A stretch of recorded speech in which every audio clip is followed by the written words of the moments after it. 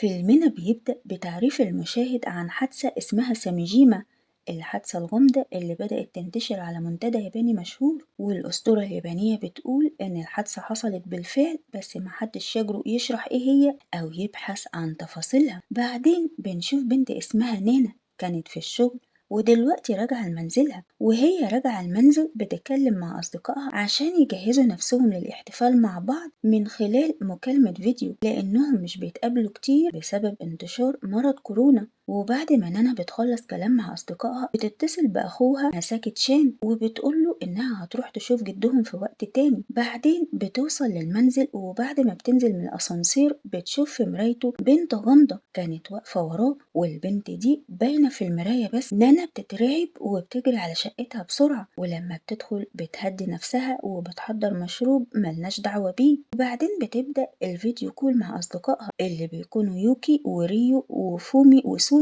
بس صديقتهم أيومي مش موجودة معاهم. وبعدين يوكي بيوريهم فيديو عن الظواهر الخارقة وهما بيتفرجوا. نانا بتشوف في الشاشة بنت غامضة واقفة وراها. نانا بتبص بس بتلاقيها اختفت. أصدقائها بيسألوها في حاجة وهي بتقول لهم مفيش حاجة، وبيفضلوا يتكلموا عن الوظائف وكل واحد بيقول عن الوظيفة اللي نفسه يشتغلها. نانا بتسألهم عن أيومي هي مش موجودة ليه ومحدش عارف السبب. بعدين الأصدقاء بيقولوا لها إن أيومي وسوزي ويوكي فضولهم خلاهم يروحوا مكان مسكون مشهور ويستكشفوه. وفجأة الشبح الأسود بيظهر مرة تانية ورا نانا وبرضه بتبص وبتلاقيه اختفى. أصدقائها بيلاحظوا خوفها وتصرفاتها وبيسألوها وهي بتطمنهم عليها. وبعدين صورة أيومي بتظهر على الشاشة، وبعد لحظات الصورة بتتشال وبيشوفوا صديقتهم أيومي نايمة على السرير ولابسة الكمامة. وبعدين بيشوفوا صديقها بيشيل الكمامة اللي عليها وبيترعبوا لما بيشوفوا بقها متخيط وعينها كلها بيضة وكأن الشيطان استحوذ على جسدها. وصديقها بيقول لهم إن السبب في موت أيومي الكحول، وأصدقائها يوكي وسوزي وهو بيكلمهم في حاجة مش شايفينها بتسحبه للضلمة. الأربع أصدقاء اللي موجودين على الشاشة بيخافوا جدا وبيحاولوا يتصلوا بالشرطة، بس مفيش إشارة، حتى كل التطبيقات اللي في تليفوناتهم مش شغالة. وسوزي ويوكي بيقولوا مش معقول اللي بيحصل يكون ليه علاقة بالمكان اللي راحوه. ونانا بتسألهم انتوا التلاتة رحتوا فين،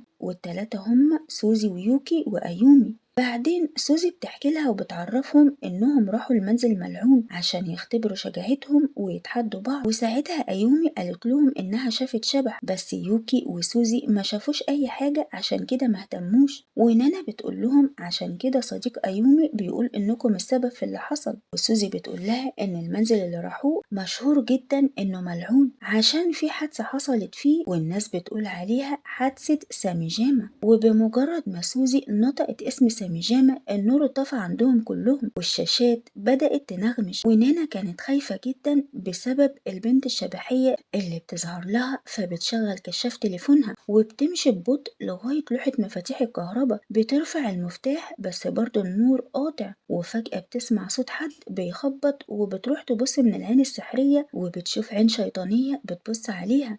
نانا بتترعب وبتربس الباب زيادة عن اللزوم وبتجري بسرعة عند الشباك. لما بتفتح الستاير بتستغرب لما بتلاقي السما عبارة عن غيوم سودا، وهي واقفة بتبص بتضرب ايد وبتعلم على ازاز الشباك، ومن خوفها بتقفل الستاير بسرعة. ومعنى كده ان نانا بقت محاصرة في شقتها. بعدها بتسمع صوت اصدقائها لان الاشارة ابتدت ترجع وكلهم بيقدروا يتواصلوا مع بعض ما عدا سوزي، لسه صورتها على نفس الوضع من ساعة ما الاتصال اتقطع. وكلهم بيشوفوا حاجة سودة ملهاش ملامح واقفة ورا سوزي وبيفضلوا يقولوا لها تهرب. وأول ما صورتها بتتحرك الشبح الأسود بيهاجمها وصورتها بتختفي. ومفيش ثواني بتعدي ونانا بتشوف نفس الشبح الأسود اللي ملامحه مش باينة كان واقف ورا كل أصدقائها الباقيين، وهي كمان واقف وراها البنت الغامضة اللي على طول بتظهر لها. ولما كلهم بيبصوا وراهم بيلاقوا الأشباح اختفت، ويا عيني الأربعة أعصابهم كانت خلاص هتهرب منهم. بعدين نانا بتشغل كشاف الموبايل وبتسمع صوت جاي من الدولاب. بتفتح الدولاب وبتلاقيها آلة موسيقية وبتحط الآلة الموسيقية في صندوقها وبتقفل عليها، وبتحس بحركة غريبة حواليها. فبترجع بسرعة عند أصدقائها وبتلاقيهم متضايقين من يوكي بسبب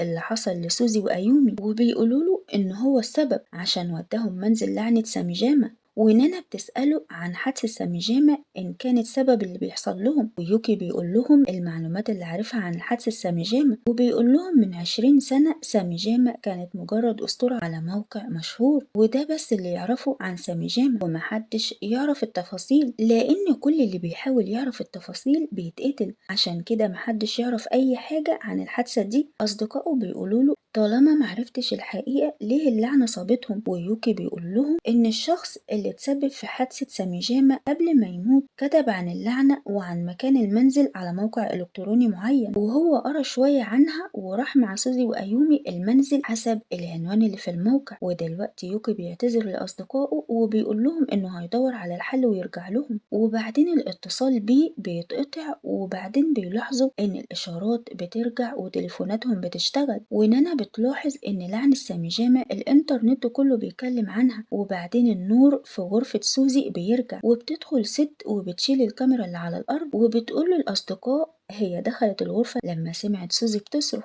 لأن دي صاحبة البيت اللي سوزي قاعدة فيه. وفومي بتقول لها إنهم محاصرين في لعنة ساميجاما وسوزي ماتت، والمفروض بقى الست دي تترعب، بس اللي بيحصل غير كده لأنها بتفضل تضحك عشان مش مصدقة كلامهم وبتفتكرهم سكرانين، وبتقول لهم لو كلامكم حقيقي طب فين جثة سوزي، وبتوريهم الغرفة اللي ما فيهاش غيرها بس، وبتهددهم وبعدين بتقفل المكالمة. بعدين نانا بتبص في تليفونها وبتشوف الكلام اللي على اللعنة، إن اللعنة بتنتشر بسرعة زي الفيروس، يعني أي شخص يقول اسم ساميجاما بتصيبه اللعنة، عشان كده مكتوب في الإنترنت بلاش تتكلموا قدام حد عن ساميجاما، وبتفكرهم لما أول مرة قالوا اسم لعنة ساميجاما النور قطع ازاي وأصدقائهم ماتوا والدور الجاي ممكن يكون عليهم، وما ينفعش أي شخص يبحث عن تفاصيل الحادث ويروح منزل ساميجاما عشان يختبر شجاعته لأنه هيروح في الرجلين. بعدين كاميرا يوكي بتشتغل ويوكي بيقول لهم بلاش تخرجوا من منازلكم وكل حاجة هتبقى كويسة، وبيحكي لهم عن تفاصيل ساميجاما مع انهم لو عرفوا التفاصيل هيموتوا، بس مش بيهمهم عشان اللعنة اصلا صابتهم. يوكي بيحكي لهم وبيقول لهم ان من 20 سنة كان في ولد اسمه سامي جاما كان عايش في منزل مقفول مع شوية بنات،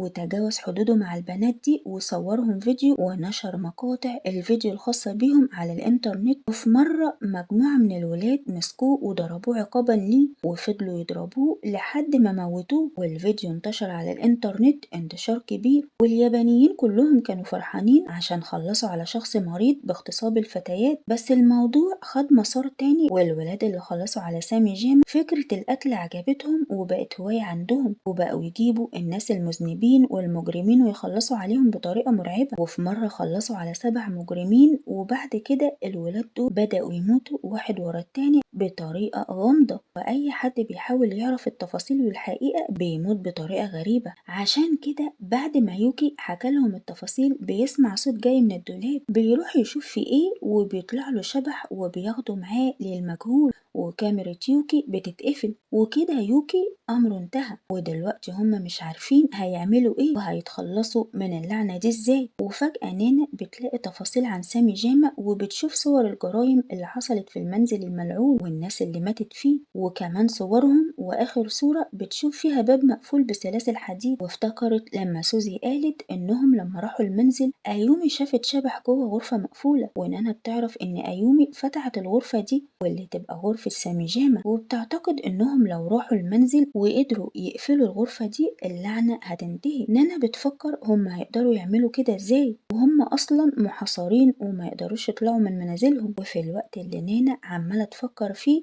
اخوها الكبير ماساكي تشان بيتصل، بترد عليه وبتقوله انت فين؟ ماساكي بيقول لها هو عند بوابة العمارة من بره. لما بتروح عشان تفتح الباب بتسمع نفس الصوت بيتكرر، واخوها بيقول انه عند الباب، بتخاف ومش بتفتح الباب وبتسمع صوته جاي من غرف الشقة، بتروح تشوف بس مش بتلاقيه. بعدين بتكلم اخوها وبتقوله يتصل بها فيديو، ولما بيكلمها بتتفاجئ انه موجود في نفس الغرفة اللي هي فيها، بس هي مش شايفاه وهو كمان مش شايفها. ونانا بتعرف انها انتقلت لعالم موازي او للعالم الاخر، واخوها بيقول لها تفهمه، بس نانا مش راضية عشان خايفة عليه للعنة تنتقله. وفومي بتقوله على كل حاجة وبتقوله على الطريقة اللي يقدروا يكسروا بيها اللعنة، والطريقة ان اي حد يروح يقفل باب ساميجاما ومساكي تشان بيوافق يساعدهم وبيروح لمنزل ساميجاما، ونانا بتحاول توقفه عشان ما يتأذيش وبتتضايق من فومي وبتقول لها لو أخوها اتأذى مش هيحصل لها طيب، وريو بيقول لها مش هيحصل له حاجة عشان هما ما نطقوش اسم ساميجاما، بس نانا مش مقتنعة وخايفة على أخوها الكبير. وهما بيتخانقوا بيسمعوا أصوات خبط وكاميرا ريو بتبدأ تشوش وبيسمع صوت من عند التلاجة، بيروح يشوفها وبيلاقيها مفتوحة، ولما بيقفل بابها بيشوف الشبح وراها. من الخوف بيقع على الأرض والست الشبح بتهجم عليه وبتنهي أمره، وفومي ونانا شايفين اللي بيحصل والدور بيجي على فومي وبتسمع أصوات خبط، وبعدين بتيجي مكالمة لنانا من أخوها مساكي وبتشوفه هو في طريقه للمنزل، بس الموتوسيكل بيتقلب بيه وبيقوم زي العفريت وبيكمل طريقه وبيقول لها ما تقلقيش يا أختي أنا قربت أوصل. ونانا بتتابعه على التليفون وبتعرف من الموقع اللي عليه تفاصيل اللعنة إن لازم أخوها يمر على كل غرف المنزل اللي حصلت فيها الجرايم قبل ما يوصل لغرفة ساميجاما. ودلوقتي نانا هي مرشدة أخوها وبتعرفه يمشي إزاي جوه المنزل، ومساكي بيمشي زي ما بتقوله وبيدخل غرفة غرفة وبيشوف كل حاجة خاصة بالجرايم اللي حصلت موجودة، وكل غرفة بيكون منقوش عليها وعلى شبابيكها وحيطانها كلمة معينة من الخطايا اللي البشر بيعملوها. ونانا بتعرف إن في 7 غرف في المنزل على عدد ال7 أشخاص اللي ماتوا، وبتعرف إن الناس سمت ال7 أشخاص اللي ماتوا ال7 المميتين نسبة للخطايا ال7 المميتة اللي البشرية بترتكبها. دلوقتي تشان مساكي بدأ يدخل غرفة ورا التانية، بس بيشوف الظل الأسود للست المرعبة وبيخاف وبيفضل يجري لغاية ما بيدخل حمام، والشبح بيسيبه وبيروح لمنزل فومي. ونانا بتشوف الشبح بيظهر وبيختفي في كاميرا فومي، وعلى الجانب الآخر مساكي بيفضل ماشي بين الغرف وبيشوف جثة يوكي والست المظلمة بتظهر له، ونانا شايفاه ويعني مش عارفة تنقذه ازاي، وهو يعيني مرعوب وعمال يجري والمنزل كله مضلم، وكل ما يجري في ممر الغرف الشبح بيظهر له.